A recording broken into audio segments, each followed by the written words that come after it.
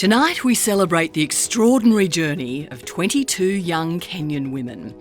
A journey many in their home villages thought could never happen. These women have travelled from their remote Maasai communities, where expectations of women are low, to graduation from universities and technical colleges in Kenya and Australia. It's an achievement that would not have been possible without the determination and vision of one woman. Dr. Kakenya Nataya forged her own path to education and then set up her groundbreaking school for girls, the Kakenya Centre for Excellence. These 22 now highly educated and worldly young women were the very first students to be accepted into her all-girl boarding school in 2009. There, far from being told they'd only ever be a lowly part of their community, Dr. Nataya encouraged them to see themselves as future leaders. You, the Australian supporters of the charity Women for Change, are also a key part of this story. It's through your generosity that the students were able to continue their education to tertiary studies in fields ranging from dentistry to computer science, nursing and agricultural technology. My name is Phoebe Kakenya. I was undertaking a BSc in nursing, and as a way to join my internship, I'm currently thinking of volunteering in our local public hospital. I'm Lois Musheni. I'm working as school librarian at KC2. I would like to give back in community. I would like to mentor other girls like me. Thank you. My name is Mercy Merino. I want to give back to the community, like helping the street children. My name is Brenda Nashipai, currently doing a degree in community development. As a way of giving back to the society, I will want to work in a hospital by providing counseling services to the patients living with HIV and AIDS. My name is Immaculate Sion. I'm looking for employment, and in the meantime, I'll be helping my other young sisters get empowered and learn more about life and realize that they can do it. My name is Joy Nasirian. I am currently looking for a job and at the same time giving back to the society by talking to the girls, giving counseling to those who need it. So by interacting with them, I get to know them more and help them in ways I can. 3 students are now set to graduate from universities here in Australia. Lynette Momposhi, Payen Kortom and Sharon Teo. Remember their names because these young women are determined to make their mark on the world. I grew up in a community that has no internet, and I did a degree in ICT, majoring in cybersecurity. So I'd like for us to make sure that we have internet connection back at home, and I'd also like to make kids aware in my community that ICT is a course that can be completed by either girls or boys. I want them to know, especially the girls, that it's possible to complete an ICT degree that's male-dominated and be successful at it. I am hoping to get into a postgraduate and study pharmacy.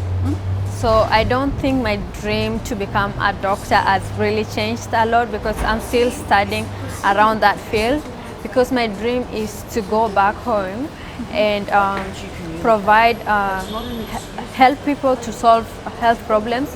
I'm planning to do probably a postgraduate also in analytical chemistry. So that's what I want to do. And okay, so because in my village people are dying or some are suffering from diseases that can be curable, which let's say for example malaria is very treatable, but people are dying from it, maybe diarrhea, and sometimes cholera. Inspiring young Maasai women to see a bigger future for themselves is a huge motivation for Dr. Nataya. She also wants to show how educating women can help everyone and so drive cultural change within her community. So is she succeeding here? Let's meet some of the parents and relatives of the graduates. While she was growing up, I never expected her to go this far because, well, culturally, not many of our girls are educated to higher levels. I thank Dr. Kakenya for leading our girls on the right path so they can bring about change in their homes and in this community. Jacqueline is a motivation for her younger siblings who are in secondary school, and they now aspire to complete school and to graduate from college too. Najisikia vizuri. I'm Vivian's uncle and have been raising her since her mother passed away when she was very young. As her family, we're so thankful for all the support Vivian has received, and we urge you to continue helping other girls in this community, as doing so will eventually uplift and transform the whole community.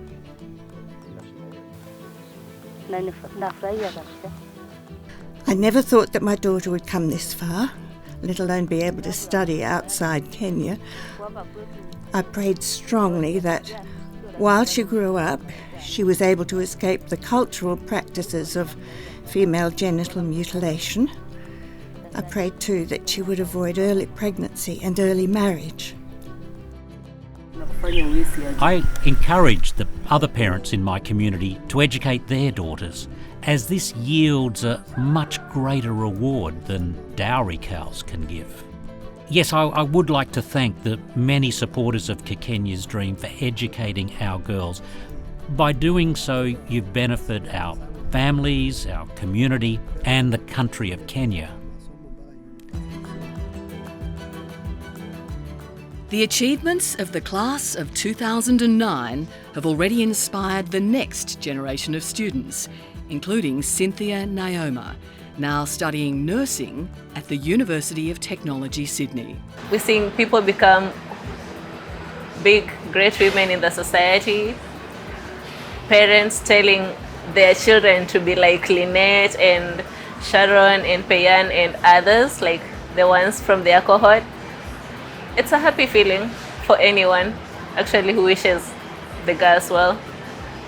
And these graduates, the class of 2009, have some big ambitions for the future. Yes, I'd like still to be the president of Kenya. I'm still looking forward to being the president because, as we know, there is no leadership without a woman. So I still want to make women in Kenya feel like they can do it. And having a female president is what might change the world actually in Kenya. So I want to be the agent of change.